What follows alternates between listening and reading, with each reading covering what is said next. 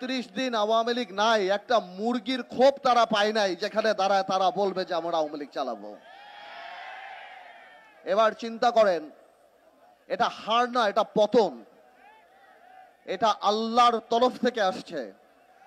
আমার এখানে অনেক ভাইদের বক্তব্য আমি শুনলাম, তারা বলছেন যে আমরা বিচার চাই। ভাইয়েরা আমার, আমি বলবো বিচার শুধু আরম্ভ হয়েছে ইনশাআল্লাহ। এই বিচার এমন ভাবে হবে যে বাংলাদেশে আওয়ামী লীগকে সবাই মীর জাফর লীগ হিসাবে জানবে আগামী 100 বছরে। আওয়ামী লীগ একটা রাজনৈতিক দলের অস্তিত্ব হারিয়ে ফেলেছে।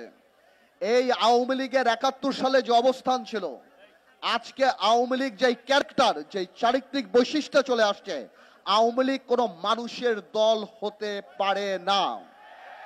আজকে ভাইয়েরা বোনেরা, আজকে আপনারা এই ছাত্র বৈষম্য আন্দোলনে, ছাত্র জনতার যে আন্দোলন দেখছেন, এই আন্দোলন 17 বছর মানুষের পুঞ্জীবিত ক্ষোভ। এই আন্দোলন এমন এক পিতার আন্দোলন যে লজ্জায় তার পরিবারের সাথে ভাত খেতে বসে নাই, কারণ সে বাজার করতে পারে না। এই আন্দোলন সেই আন্দোলন যারা শেয়ার মার্কেটে সর্বস্ব হারিয়ে সুইসাইড করেছে, আত্মহত্যা করেছে। এই আন্দোলন সেই আন্দোলন যখন মানুষ বাজারে যাওয়া বন্ধ করে দিয়েছে, বলতো বাজারে গেলে আমরা লজ্জা পাই।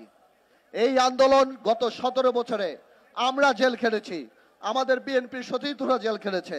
আজকে খালেদা জিয়ার মতো একটা নেত্রীকে কিভাবে বাড়ি থেকে বের করে এনে অপমান করার জন্য 2 কোটি টাকার জন্য জেল খাটিয়েছে। তারেক রহমানের স্ত্রী, তারেক রহমানের পরিবার সহ সবাইকে এই সরকার, গত সরকার, আওয়ামী দুঃশাসনের সরকার, 2টা মাত্র থিওরিতে বিশ্বাস করে। এক হলো শত্রু, এক হলো ষড়যন্ত্র। ওনাদের বিরুদ্ধে কথা বললে আমরা শত্রু, ওনাদের বিরুদ্ধে আলাপ করলে আমরা ষড়যন্ত্র করি।